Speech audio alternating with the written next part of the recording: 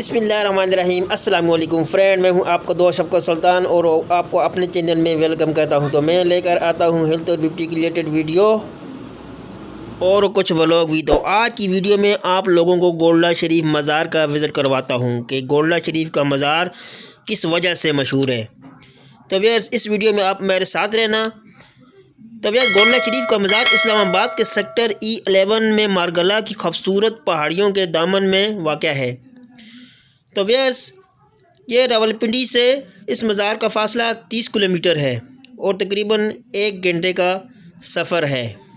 तो व्यूअर्स, इससे पहले आपसे रिक्वेस्ट है कि अगर आप लोग मेरे चैनल पर नए हो तो मेरे चैनल को सब्सक्राइब कर दें और साथ ही लगे बेल के बटन को ऑल पर प्रेस कर दें ताकि मेरी वीडियो आप तक पहुंच सके।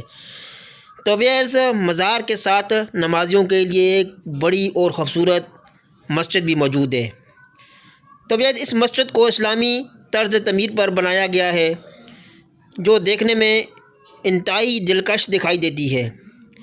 तो व्यूअर्स, इस मस्जिद को 1903 में तमीर किया गया है और मस्जिद का अफ्ताह हज़रत पीर मेहर अली शाह रहमतुल्लाह अलैह ने किया है। तो व्यूअर्स, इस मस्जिद के हाल में तकरीबन 1000 नमाजी एक टाइम नमाज अदा कर सकते हैं।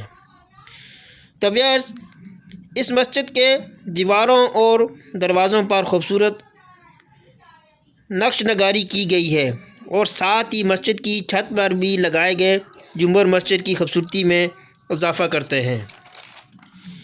तो व्यूअर्स, और मस्जिद के बाहर एक बहुत बड़ा वज़ूखाना भी मौजूद है जहां पर 50 से 60 अफराद आसानी से वज़ू कर सकते हैं। तो व्यूअर्स, मज़ार के साथ एक सदी से मदरसा भी मौजूद है जहां पर बच्चों को कुरान मजीद की तालीम दी जाती है। और व्यूअर्स, मज़ार के अहाते में कवाली भी होती है जो कि हर नाइट में होती है।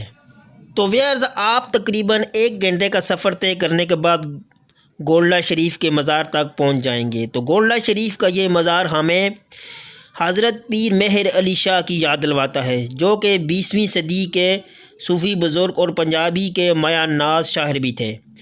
तो व्यूअर्स, आपका ज़माना अप्रैल 1959 से लेकर मई 1937 तक का है।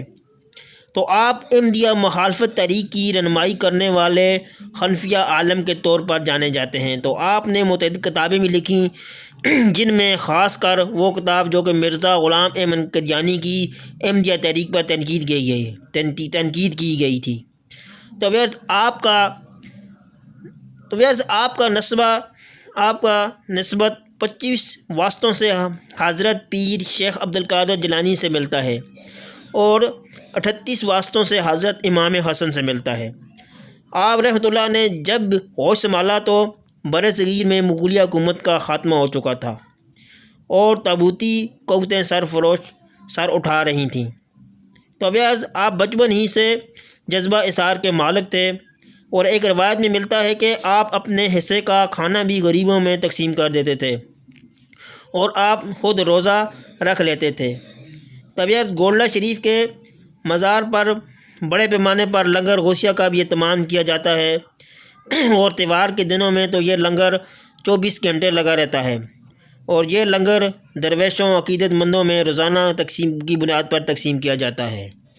तो यार, मज़ार पर अक़ीदतमंदों का, दरवेशों का हर वक्त बहुत हजूम रहता है जो बहुत सारे लोग अपनी अक़ीदतमंदी का इज़हार करने मज़ार पर आते हैं और अपनी अक़ीदत का इज़हार करते हैं। तो आपके पैरोकार आपके मज़ार पर आते हैं, कुरान मजीद की तिलावत करते हैं और आपकी जो लिखी हुई किताबें उनका मुताला करते हैं। इस तरह आप लोग ये देख सकते हो कि हर कोई अपनी अक़ीदत का इज़हार कर रहा है अपने हिसाब से। और व्यूअर्स, आपके हाथे में आपके घराने के वो चश्म चिराग जो इस दुनिया फ़ानी से चले गए हैं उनका भी